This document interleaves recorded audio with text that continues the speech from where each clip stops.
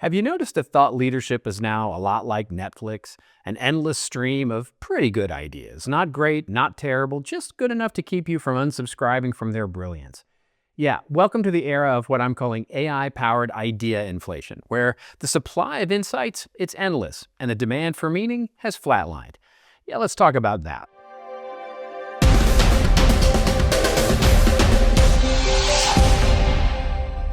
So a few months ago, Gallup, the research organization, they reported that employee engagement, it's at its lowest point in a decade.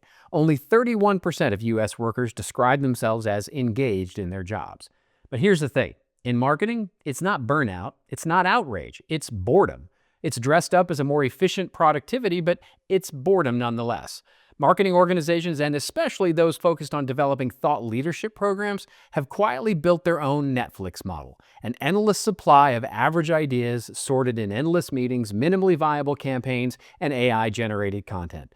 Everybody's busy and nobody's connected. And that thought leadership culture we keep celebrating, yeah, it's quietly eating its own young. You see, generative AI was supposed to make us more creative, and instead it simply made us more prolific. Thought leaders can now spin up a visionary thesis before their second coffee, polished, validated, and perhaps completely disconnected from reality. Those half-baked but beautiful ideas then get handed to content teams like commandments from the mountains. And those teams, well, they're already sprinting just to keep up with every silo's good idea, and now they're simply left to package up the brilliance that's been AI approved before anybody's actually thought critically about it. But yeah, from my perspective, this isn't a productivity crisis. It's a relationship crisis. The gap in marketing between the idea makers and the idea shapers, it continues to widen. The connective tissue of trust, of collaboration, shared thinking, shared purpose, it's dissolving under the weight of good enough. And now when many of these thought leaders are using AI as their thought partner, they don't ask, is this idea any good? What they ask is, this is a great idea, right? And of course, the machine says, absolutely, you're a genius. It's just validation masquerading as insight. What's the result? Ideas get cheaper to make, but more expensive to believe in. That's what I'm calling idea inflation, when the supply of thoughts outpaces the human interest required to make them matter. And here's the kicker. AI helps both sides right now avoid the critical thinking because the leaders generate the AI-made ideas and the practitioners' content team, well, they dutifully use AI to express it.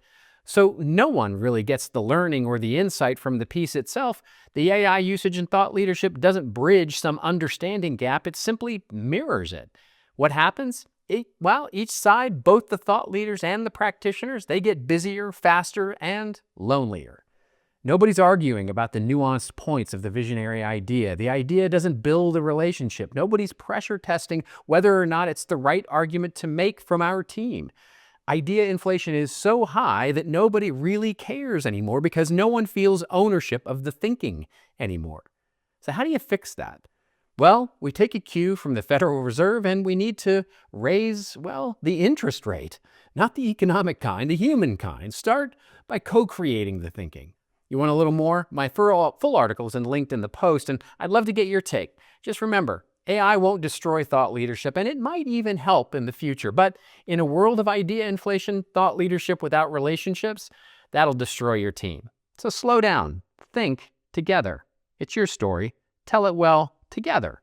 And I'll see you again next week.